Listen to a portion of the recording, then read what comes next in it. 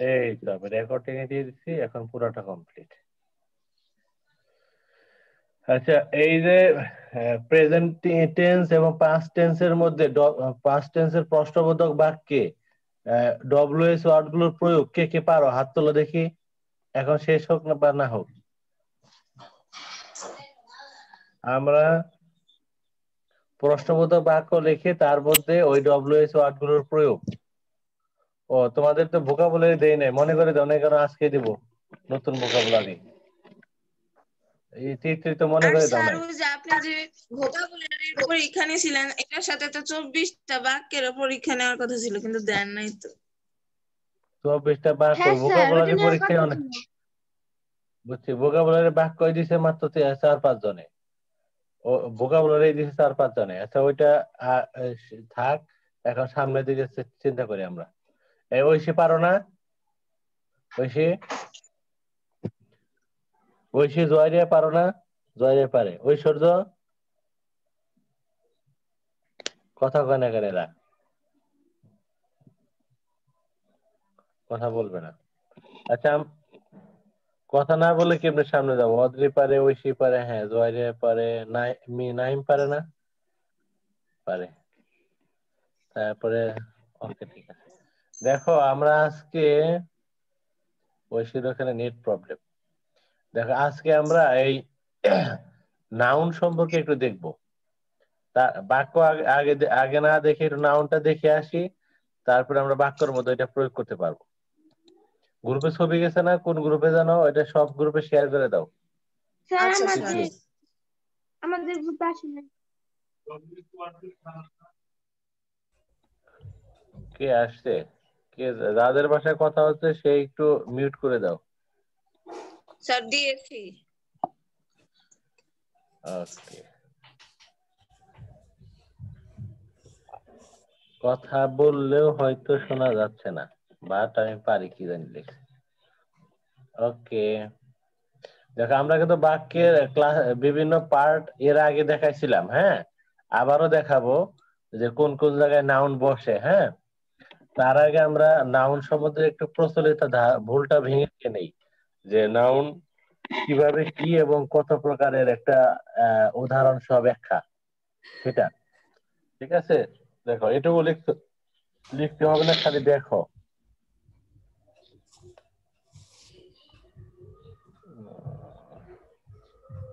তারা একটু খেয়াল করো, দেখো এই যে আমরা যে নাউন কে যদি বলি, হ্যাঁ সংজ্ঞায়ন করি, তাহলে এরকম দাঁড়াবে যে, খেয়াল করে দেখবা যে যা কিছু দৃশ্যমান দেখা যাচ্ছে, হ্যাঁ বা হ্যাঁ যা কিছু দেখা যাচ্ছে সেটাই হলো এক কথায় কি? নাউন। নাও। এর এর মধ্যে হতে পারে স্থান, কাল, বই, ব্যক্তি, ঐতিহাসিক কোনো ঘটনা ইত্যাদি। হ্যাঁ, এগুলোর সংজ্ঞা আমরা একটু পরে দেখাবো। এগুলো কিন্তু অপ্রচলিত সংজ্ঞা, নিজের থেকে মনে রাখার জন্য। কোনো বই পুস্তকে এইভাবে সংজ্ঞা পাবা না, বুঝছো? আচ্ছা, এরপরে জি আমরা স্যার। মূল পড়াতে যাওয়ার আগে দেখে দিই, এই যে এই নাউন, এটা সম্বন্ধে আমরা অনেক জানি এবং মোটামুটি ধারণা আছে, কিন্তু এটাও জানি যে নাউন এই যে গণনা করা যায় বা না করা যায়, এর ভিত্তিতে নাউন কয় প্রকার? 2 প্রকার। একটা হলো দুই কাউন্টেবল নাউন, প্রকার। আর একটা হলো কি? দুই আনকাউন্টেবল। আনকাউন্টেবল। আনকাউন্টেবল নাও। হ্যাঁ, কিন্তু নাউনের প্রকারভেদটা ঠিক আছে, কাউন্টেবল এবং আনকাউন্টেবল। কিন্তু প্রবলেম হলো এটা সংজ্ঞা বা লজিকের ক্ষেত্রে। দেখো কে খোদাই, খেয়াল করো কি বলতেছি, যে গণনা করা বা না করার ভিত্তিতে, অথবা নাউনের একটা ক্লাসিফিকেশন আছে, যে সেটা হলো 2 প্রকার নাউন, কাউন্টেবল নাউন আর কি? Uncountable noun. এই আনকাউন্টেবল প্রকার, নাও। হ্যাঁ এই প্রকারভেদটা ঠিক আছে, কিন্তু এটার যে আমরা সংজ্ঞায়ন করি, আমরা যে লজিকে ফেলি, সেই লজিকটা আমাদের একটু গতানুগতিক লজিকে একটু ভুল আছে। কি ভুল? আমরা মনে করি যে যেটা গণনা করা যায় সেটা নাউন, এটা আর কাউন্টেবল। কাউন্টেবল নাউন, আর যেটা গণনা করা যায় না সেটা আনকাউন্টেবল। আনকাউন্টেবল বিষয়টা নাউন। বিষয়টা কিন্তু সেটা না। বিষয়টা হলো যে এই যে নাউন শব্দটা তো ইংরেজি সাহিত্যের, তাই না? ইংরেজি ভাষার, এটা তো হুম। বাংলা ভাষার না। বাংলা ভাষায় তো না। আমরা বলি কি বিশেষ্য বলি। জি এখন স্যার। এরা ওদের ওদের সাহিত্যে, ওদের কালচারে, ওদের ব্যাকরণে কিছু কিছু নাউনকে এরা কাউন্টেবল অন্তর্ভুক্ত করছে, আর কিছু কিছু নাউনকে এরা কি আনকাউন্টেবল করছে। আনকাউন্টেবল অনেক অন্তর্ভুক্ত করছে। অন্তর্ভুক্ত করছে। এই ক্ষেত্রে গণনা করা যায় বা না করা যায়, এটার কোনো নির্ভরশীল, এটার কোনো যুক্তিকতা নাই। ওরা ওদের সাহিত্য, ওদের ভাষা ওরা ওদের মতো করে ঠিক করছে। যেমন ধরো আমরা কিছুদিন আগে লিখতাম একাডেমি বানাম লিখতাম এইভাবে, একাডেমি দীর্ঘিকার দিয়ে লিখতাম, হ্যাঁ। কিন্তু হ্যাঁ বর্তমানে বর্তমানে লেখা হয় রস্যিকার দিয়ে, মানে সবই ঠিক দিয়ে। আছে, মর মধ্যে রস্যিকার দিতে হয়। এখন এটা কে ঠিক করলো যে আগে ছিল এরকম আর এখন হবে এইরকম রস্যিকার? এটা কে ঠিক করেছে? বিদেশিরা? না স্যার। এটা আমরা ঠিক করছি।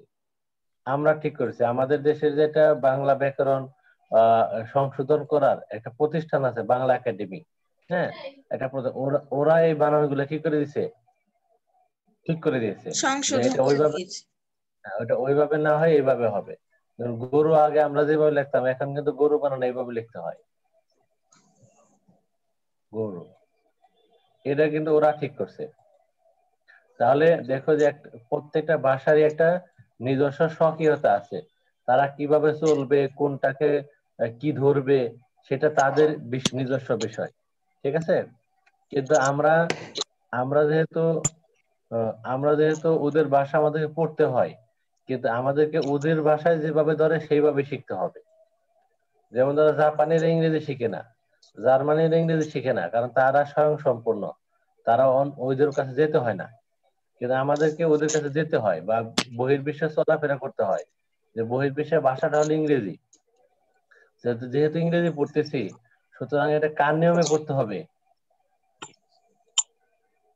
ইংরেজি ভাষার যে সাহিত্যের যে নিয়ম, সেই নিয়মে পড়তে হবে। হ্যাঁ, তাহলে আমরা এটা লিখবো যে ইংরেজি সাহিত্যে কিছু কিছু নাউনকে কাউন্টেবল ধরা হয়, আর কিছু কিছু নাউনকে আনকাউন্টেবল ধরা হয়। ধরা হয়। আমরা এটা যখন ডিকশনারিতে খেয়াল করব, দেখবো যে এরকম কিছু কিছু নাউনের পাশে ব্র্যাকেট এরকম সি দেওয়া, আর কিছু কিছু নাউনের পাশে এরকম ইউএন দেওয়া। তো যেটার পাশে সি দেওয়া সেটাকে আমরা বলবো কাউন্টেবল নাউন, আর যেটার পাশে এরকম ইউএন দেওয়া সেটা হলো যে কি আনকাউন্টেবল নাউন। এখন এখন আমি তোমাদের মোটামুটি একটু ধারণা দিলাম, কিন্তু এই ধারণায় শেষ না। এখন আমরা এটাকে সংজ্ঞা আকারে বা উদাহরণ সহ ব্যাখ্যা করে লিখবো। তো প্রথমে লেখো, ইংরেজি সাহিত্যে কিছু কিছু নাউনকে কাউন্টেবল ধরা হয় এবং কিছু কিছু নাউনকে আনকাউন্টেবল ধরা হয়। আনকাউন্টেবল ধরা হয়।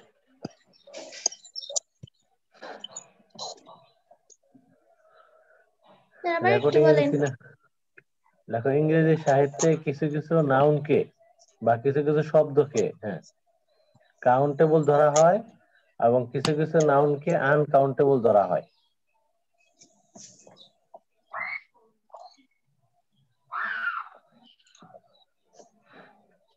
এই জিনিসটাই আমি তোমাদেরকে উদাহরণ দিয়ে এখন দেখাবো। লিখেছো? জি স্যার, লিখেছি। হ্যাঁ স্যার, লিখেছি।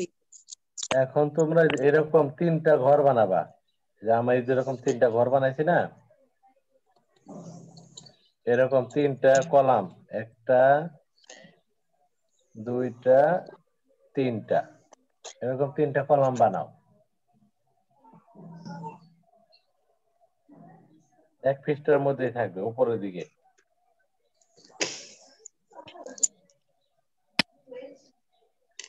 বানাইছো? স্যার বানাইছি। ওকে, দাঁড়ান। এরপরে আমি যা বলবো, যেভাবে বলবো সেভাবে লিখবা। দেখো, এই উপরে আমার কথা আমি শুনি। স্যার আপনার কথা দিয়ে আসে না। কাটা কাটা আসছে। হ্যাঁ দুইবার কিরকম যেন কাটা কাটা। হ্যাঁ সমস্যা। এখন এখন হ্যাঁ এখন হ্যাঁ, ক্লিয়ার আসছে। এখন মোবাইল কাছে নিচ্ছি। এই দেখো তোমরা যেভাবে লিখবা এইটা মাঝখানে একটা দাগ দিবা, দাগের উপরে লিখবা ট্রাভেল, নিচে লিখবা প্রবলেম। ট্রাভেল আর নিচে লেখো প্রবলেম।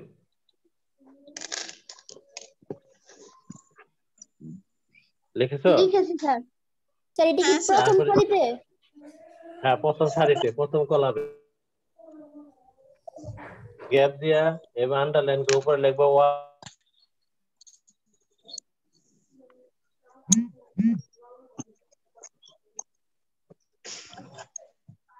লিখছো?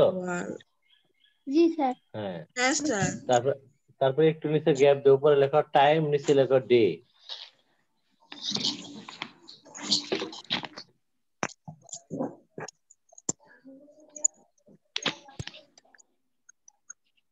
ওয়ার্ক আর জব কে একই কলামে হবে? হ্যাঁ হ্যাঁ একটা এটা নিচে ভগ্নাংশ বানাবা যেভাবে লিখছি আমি। ওয়ার্ক এটা একটা জোর, প্রতি হলো একটা জোর। তারপর টাইমের নিচে ডে, স্যার তারপরে নিচে পপুলেশন আর পিপল না? হ্যাঁ আর মাঝখানে দাগ, নিচে দাগ দিয়ে নিচে লিখবা পিপুল। স্যার এর নিচে কি বোঝা যায় না? তারা আমি বলতেছি তুমি অত লাফাচ্ছিস কেন? পপুলেশন পিপুল পর্যন্ত লিখছো? তারপরে হ্যাঁ দেখো স্যার। মানি, মানির নিচে হলো ডলার, উপরে হলো মানি, নিচে হলো ডলার।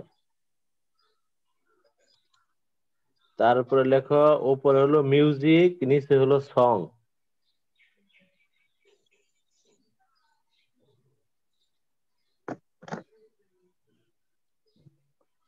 লিখছো? জি স্যার। হ্যাঁ স্যার। তারপরে হলো লেখা হলো, দাঁড়াও, তারপরে লেখা হলো তোমার উপরে লেখা হলো আহ, একটু দাঁড়াও কি জানি এটা মিস্টেক করছি। এরপর তো সবাই লিখতে পারছো তো? যেটুকু বলছি একটু মিলাও তো দেখি হ্যাঁ কোন স্যার। জোরে কি লিখছো। ঐশী পড়ো, মিলাও কোন জোরে কি লিখছো। হুম ঐশী পারবে না, অদ্রি মিলাও। তা আমি মেন খাতা দেখে বলতেছি। হ্যাঁ অদ্রি, হ্যাঁ মিলাও তো কি লিখছো। প্রবলেম, ওয়ার্ক, হ্যাঁ জব, টাইম, হ্যাঁ ডে, পপুলেশন, হ্যাঁ পিপল, মানি, হ্যাঁ ডলার, মিউজিক, সং। ওকে ঠিক আছে। তারপরে লেখা হলো তোমার এই টিপ অ্যাডভাইস। আচ্ছা, ওইটা বাদ দাও, এটা এই তো বোঝা যাচ্ছে। এইটা লেখো, লেখো ট্রাভেল, নিচে লেখো জার্নি। একটু নিচে গুলো বোঝা যায় না তো, এগুলো বাদ থাক, এগুলো বাদ থাক। স্যার কি লিখবো? ট্রাভেল, ট্রাভেল ট্রাভেল ভ্রমণ। হ্যাঁ নিচে আচ্ছা। লেখো জার্নি।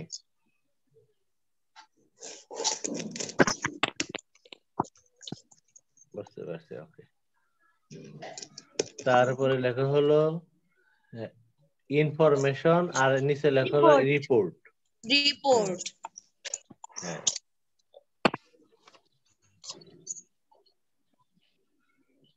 তারপরে এই যে লাস্টে এটা এখন ঠিক হয়েছে। হ্যাঁ এটা লেখা হলো অ্যাডভাইস, আর নিচে লেখা হলো নলেজ। এটার উপরে মনে হয় টিপ লেখা, তাই না? ওটা বাদ, ওটা ভুলে ভুলে হয়েছে, এটা বাদ দাও, টিপ বাদ দাও। ঠিক আছে স্যার। স্যার নলেজ বানান এখানে ঠিক আছে? তুমি ঠিক করে লেখো KNOLE, KNO, হ্যাঁ ঠিক করে লেখো। জি। আচ্ছা এখন ভালো করে খেয়াল করে দেখো, এই যে আমরা যে জোর জোর আকারে লিখছি, এখানে কি দেখো কি, এই ট্রাভেল অর্থ কি সমস্যা, প্রবলেম অর্থ কি সমস্যা। সমস্যা। সমস্যা। কিন্তু এই ট্রাভেল হলো আনকাউন্টেবল নাউন, আর প্রবলেম হলো তোমার কাউন্টেবল নাউন। তাহলে এখানে কি গণনা করার কোনো বিষয় আছে? না না না স্যার। একই অর্থে জাস্ট দুইটা শব্দ। এরা ইংরেজি সাহিত্যে এরা ধরে, ট্রাভেল কে এরা আনকাউন্টেবল ধরে, প্রবলেম কে এরা কাউন্টেবল ধরে। মানে প্রতি জুরেরই উপরেরটা হলো আনকাউন্টেবল। ওয়ার্ক, ওয়ার্ক, এই কে শব্দ করে? ওয়ার্ক এবং তোমার জব দুইটা অর্থ হলো কাজ। ওয়ার্ক অর্থও কাজ, জব অর্থও কাজ। কিন্তু ওয়ার্ক হলো তোমার আনকাউন্টেবল নাউন, আর জব হলো কি? Countable noun. Countable noun. Countable noun. একইভাবে টাইম দিয়েও সময় বোঝায়, ডে দিয়েও সময় বোঝায়। টাইম, টাইম হলো তোমার আনকাউন্টেবল আর ডে হলো কাউন্টেবল। কাউন্টেবল। একইভাবে পপুলেশন মানেও জনসংখ্যা, পিপুল মানেও কি? জনসংখ্যা। জনসংখ্যা। জনসংখ্যা। পপুলেশন হলো আনকাউন্টেবল আর পিপুল হলো কাউন্টেবল। তার মানে কাউন্টেবল। দেখো একই একই অর্থের দুইটা ভিন্ন শব্দ, এই কারণে কাউন্টেবল আনকাউন্টেবল হয়ে গেছে। তাহলে এখানে কি গণনা করার কোনো বিষয় আছে? নাই। না স্যার। আবার দেখো, মানি আচ্ছা। বললে হবে, মানি বললে হবে আনকাউন্টেবল, ডলার বললে হবে কি? কাউন্টেবল। কাউন্টেবল। আবার মিউজিক যদি বলি, মিউজিক দিয়েও গান বোঝায়, সং দিয়েও গান বোঝায়। মিউজিক বললে সেখানে হবে আনকাউন্টেবল, আর সং বললে সেখানে হবে কি? কাউন্টেবল। কাউন্টেবল। আর অ্যাডভাইস বললে আনকাউন্টেবল, নলেজ বললে কি? আবার কাউন্টেবল। কাউন্টেবল। আবার যদি, হ্যাঁ, আবার যদি একই বাক্যে তুমি বলো ট্রাভেল, মানে ট্রাভেল অর্থ ভ্রমণ করা, জার্নি অর্থ ভ্রমণ করা, কিন্তু ট্রাভেল যখন ব্যবহার করবে এটা তখন আনকাউন্টেবল হিসেবে ব্যবহার করতে হবে। আর জার্নি যখন ব্যবহার করবে তখন কি হিসেবে? কাউন্টেবল কাউন্টেবল হিসেবে। হিসেবে। কাউন্টেবল হিসেবে। যখনই ইনফরমেশন যখন ব্যবহার করবা তখন হলো তোমার আনকাউন্টেবল, আর যখন রিপোর্ট ব্যবহার করবে রিপোর্ট। তখন হলো কি? কাউন্টেবল। কাউন্টেবল। কাউন্টেবল। এই যে বিষয়গুলো বুঝতে পারছো? তাহলে এখানে তো গণনা করার কোনো বিষয় নাই। এখানে কি গণনা করার কোনো বিষয় আছে? না স্যার। না তো। না স্যার। সমস্যা, সমস্যা তো সমস্যাই। তো কিন্তু সমস্যার মধ্যে যদি আমরা ট্রাভেল দিয়ে বোঝাই তাহলে হবে আনকাউন্টেবল, আর যদি প্রবলেম দিয়ে লিখি তাহলে হবে কি? প্রবলেম দিয়ে বলছে তাহলে হবে কাউন্টেবল। কাউন্টেবল। এখন সমস্যা হলো যে আমি আমার ইচ্ছা আমি একটা দিয়ে লিখলেই হলো, যেহেতু তাহলে এত কিছু মনে রাখতে হবে কেন? বিষয়টা তাই না? জি যে স্যার। যেহেতু ট্রাভেল অর্থ সমস্যা, প্রবলেম অর্থ সমস্যা, আমি একটাতে লিখলেই তো হলো, তাহলে আমার এত কিছু মনে, কাউন্টেবল আনকাউন্টেবল কাউন্টেবল কেন মনে রাখতে হবে? কারণ কাউন্টেবল আনকাউন্টেবল যদি এই কারণে মনে রাখতে হবে যে তুমি যদি বাক্যের মধ্যে থেকে সঠিকভাবে ব্যবহার না করো তাহলে তোমার বাক্যটা ভুল হয়ে যাবে।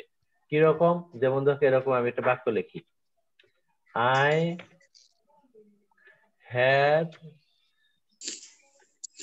হ্যাড, দাঁড়াও আগে লিখো না, আগে দেখো, আই হ্যাড প্রবলেম, আবার লিখলাম আই হ্যাড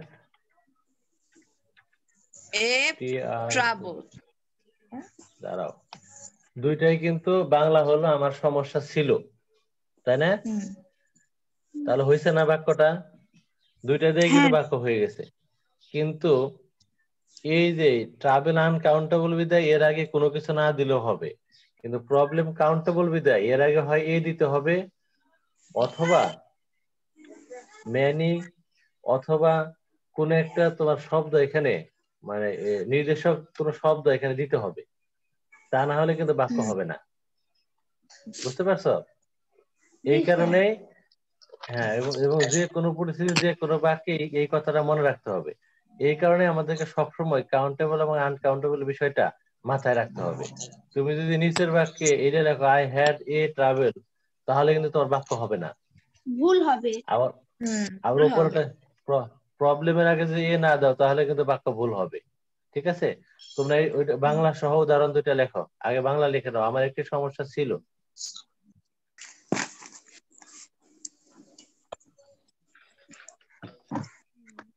এই উদাহরণটা লিখে নাও, বাংলা লেখো একটা, ইংলিশ লেখো দুইটা।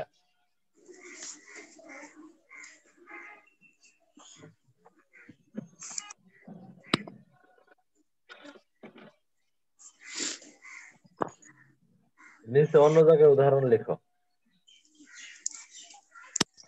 আগে পুরো ক্লাসটা করো, দেখো বুঝতে পারো কিনা। দরকার হলে 2 দিন পড়ানো হবে, কিন্তু এই জিনিসটা খুবই ইম্পর্টেন্ট। জীবনে প্রতি ক্ষেত্রে এই কাউন্টেবল আর আনকাউন্টেবল ব্যবহার করতে হয়। লেখা শেষ? জি স্যার। হ্যাঁ স্যার। আচ্ছা, এবার আরেকটা বাংলা লেখা। আমার অনেক সমস্যা ছিল।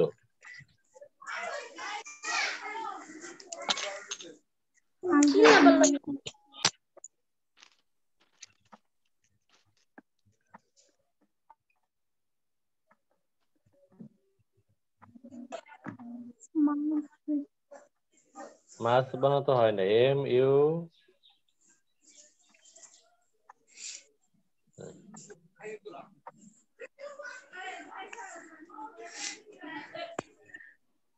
আই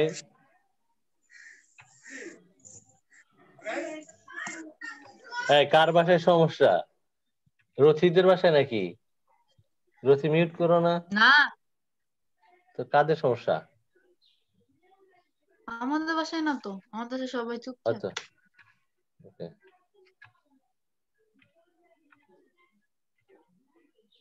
যাদের বাসায় সমস্যা মিউট করো, তারা সব মিউট করে দেবো। আমার বাসাতে আওয়াজ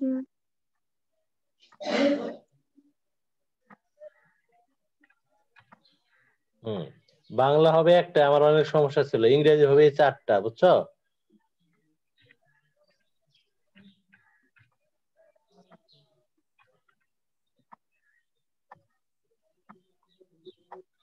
বাংলা হবে একটাই, যে আমার অনেক সমস্যা ছিল, আর সেটার ইংরেজি 4 ভাবে লেখা যায়। বুঝতে পারছো? হ্যাঁ।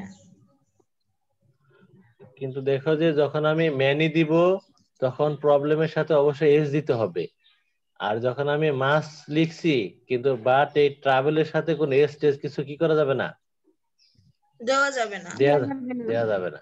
আর এ লট অফ শব্দটা আমি 2 ক্ষেত্রে ব্যবহার করতে পারবো। কাউন্টেবল আমরা 2 জায়গায় ব্যবহার করতে পারবো, কিন্তু কিন্তু যখন কাউন্টেবলের সাথে হ্যাঁ, যখন কাউন্টেবলের সাথে দিব, তখন তার সাথে এরকম এস দিতে হবে, প্লুরাল করে দিতে হবে। কিন্তু আনকাউন্টেবলের সাথে দিলে এরকম এস বা এস কিছু দেওয়া যাবে না। বুঝতে পারছো? জি। হ্যাঁ। আচ্ছা, এগুলো দাঁড়াও। দাঁড়াও, অফ করতেছি, দাঁড়াও। আচ্ছা, বুঝতে পারছো না? ওকে। হ্যাঁ স্যার। আচ্ছা, এইবার আমরা এই এই উদাহরণ, এই আরো কিছু নিয়ম আছে যে কাউন্টেবলের সাথে কি দিতে পারবো, আর আনকাউন্টেবলের সাথে কি দিতে পারবো, সেই জিনিসটা এখন আমরা পড়বো। ঠিক আছে? 3টা ছক বানাতে বলছিলাম না, তার একটা ছক তো শেষ, তাই না? একটা ছক, হ্যাঁ। এখন আমরা দ্বিতীয় ছকটাতে যাব। দেখো, দ্বিতীয় ছকে লেখো, 1 নম্বর দিয়ে লেখো। এই যে দ্বিতীয় ছকের উপরে লেখো কাউন্টেবল, আর তৃতীয় ছকের উপরে লেখা আনকাউন্টেবল।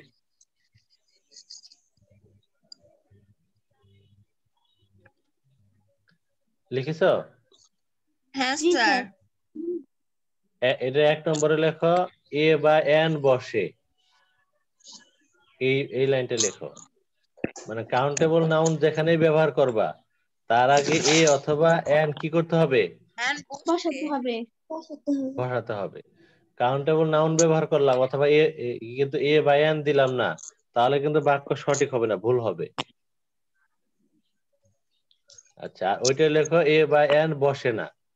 আনকাউন্টেবলের আগে কখনোই এ বা এন দিতে পারবা না। আমি একটু সবাইকে মিউট করে দেই, কে তো গ্যাঞ্জাম করে।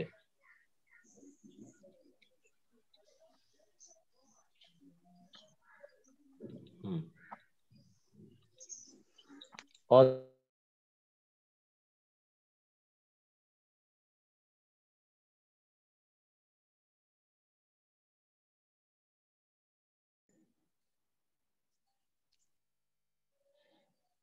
আপনার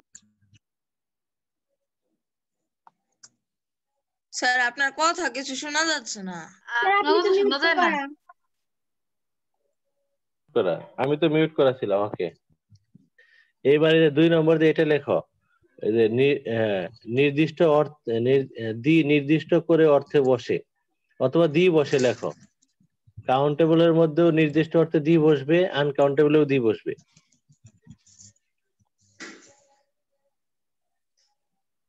দি আর দা কখন হবে শিখাইছিলাম না, মনে আছে নাকি শিখাই নাই? কখন দি উচ্চারণ হবে, কখন দা উচ্চারণ হবে?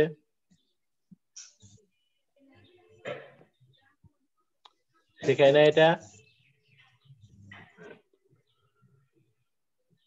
কথা বলো না কেন কেউ? অদ্রিক ওই আনমিউট করো।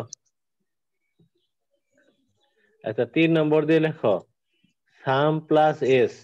কাউন্টেবলের আগে আমরা সাম বসাতে পারবো, কিন্তু নাউনের শেষে আবার কি দিতে হবে? এস যোগ করে দিতে হবে। সাম প্লাস এস হবে।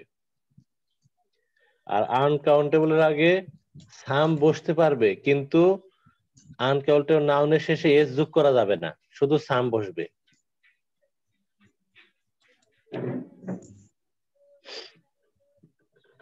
বুঝছো? 4 নম্বরে লেখো ম্যানি প্লাস এস। মানে কাউন্টেবলের আগে ম্যানি বসাতে পারবা, শেষে আবার এস যোগ করে দিতে হবে, কিন্তু আনকাউন্টেবলের আগে মাস্ট বসাতে হবে, মাস্ট। ম্যানি বসানো যাবে না।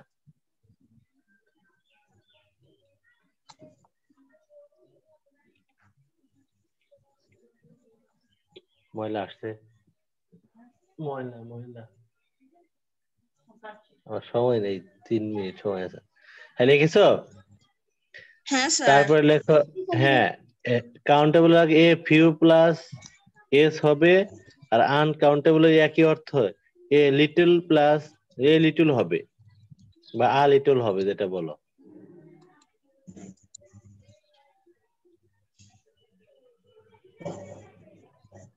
বুঝতে পারছো? আচ্ছা, আর সর্বশেষ 6 নম্বরে কাউন্টেবল আগে এ নাম্বার অফ হবে, আর আনকাউন্টেবল হবে এন অ্যামাউন্ট অফ। আনকাউন্টেবল হবে N amount of. Sir 5 number বুঝতে পারি নাই। 5 নম্বর পরে রিপিট আসবে a few plus S. Countable আগে ফিউ বসাবা, তারপর নাউনের শেষে এস যোগ করে দিবা। আর আনকাউন্টেবল হবে শুধু এ লিটল বসাবা, আবার আ লিটল, কিন্তু নাউনের শেষে এস বাই এস যোগ করা যাবে না। আর 6 নম্বরে লেখো এ নাম্বার অফ প্লাস এস হবে, আর আনকাউন্টেবল এন অ্যামাউন্ট অফ হবে, কিন্তু নাউনের শেষে এস যোগ হবে না। আর 7 নম্বর দিয়ে লেখো a large number of plus S. আর দ্বারা সময় শেষ নিশি। আর আনকাউন্টেবল লেখো এন লার্জ অ্যামাউন্ট অফ, না an huge amount of, sorry.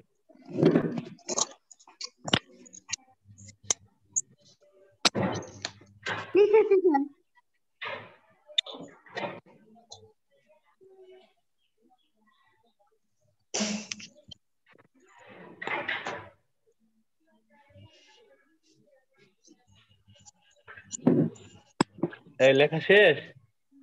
হ্যাঁ হ্যাঁ স্যার। স্যার লিখেছি।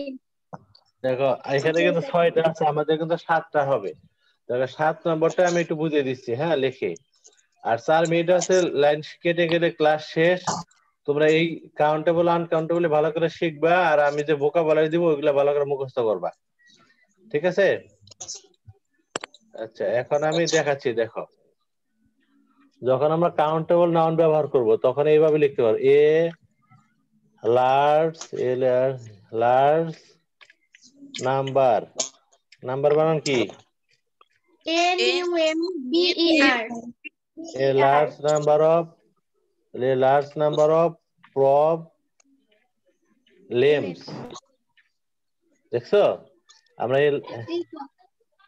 a large number of দিয়েছি, শেষে আবার এটা দিয়েছি, আর এইটাই দেব আমরা uncountable and huge amount of problem amount of trouble।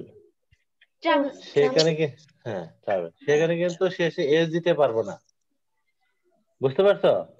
G sir. আচ্ছা আবার এভাবে লিখতে পারবো a large sorry A number of দেখো এ আবার একটু কম বোঝানোর জন্য এভাবে লিখতে পারো এ নাম্বার অফ প্রবলেম লিখতে পারবো, তখন এস দিতে হবে। আর এখানে লিখতে হবে an amount of travel travel. এটা শুধু এই প্রবলেম আর ট্রাভেলের ক্ষেত্রে না, যে কোনো কাউন্টেবলের ক্ষেত্রে কিন্তু এই কাউন্টেবল আর আনকাউন্ট করতে হবে, ঠিক আছে? আবার এভাবে লিখি, দেখো 2 নম্বরে ছিল কি দি প্রবলেম লিখলে কোনো সমস্যা নাই, নির্দিষ্ট করা অর্থে বুঝাইছি, তাই না? আবার দি ট্রাভেল লিখলে কোনো সমস্যা নাই, কারণ এই দিটা সবার আগে বসে, বুঝতে পারছো? আচ্ছা, আবার আমরা এভাবে লিখতে পারি সাম প্রবলেম, কিন্তু সাম কি দিতে হবে, সাম দুইটার আগেই বসে, সাম ট্রাভেল আবার লিখতে পারবো, তাই না? কিন্তু ট্রাভেলের সাথে কি দেওয়া যাবে না, এস দেওয়া যাবে না। সামটা সবার ক্ষেত্রে দেওয়া বসে, যাবে না। এটা ভালো করে খেয়াল করো। আচ্ছা, আরেকটা জিনিস তোমাদের একটু ভুলে গেছি বলতে, এই যে 8 নম্বর লেখো,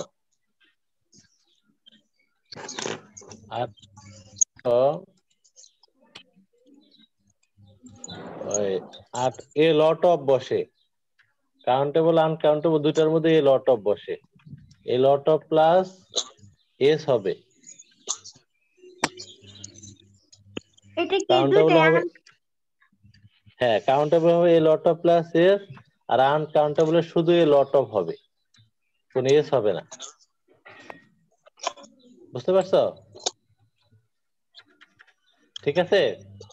জি স্যার। আচ্ছা, এখানে আরেকটা জিনিস খেয়াল করো, এই লট অফ এর পরিবর্তে আমরা এভাবে লিখতে পারি লটস অফ, সেক্ষেত্রে কিন্তু এ দেওয়া যাবে না, অনেকে এইভাবে লেখে, এ লট অফ দিয়ে যা বোঝায় এই লটস অফ দিয়েও কি তাই বোঝায়। তাই বোঝায়, কিন্তু যদি এইভাবে যদি লেখো, আচ্ছা কাউন্টেবল এরকম দিব, আর আনকাউন্টেবলে কি দিব, লটস অফ দিব, কিন্তু এস দেওয়া যাবে না, ঠিক আছে? বুঝছো? হ্যাঁ স্যার। বুঝছো কি? হ্যাঁ, কিন্তু কোনোভাবে এইভাবে লিখতে পারবে না কেউ, এ লটস অফ লিখতে পারবে না, এ হলে লটস, এখানে এস হবে না, আর এস দিলে এ দেওয়া যাবে না, বুঝতে পারছো? ঠিক আছে? হ্যালো, হ্যাঁ,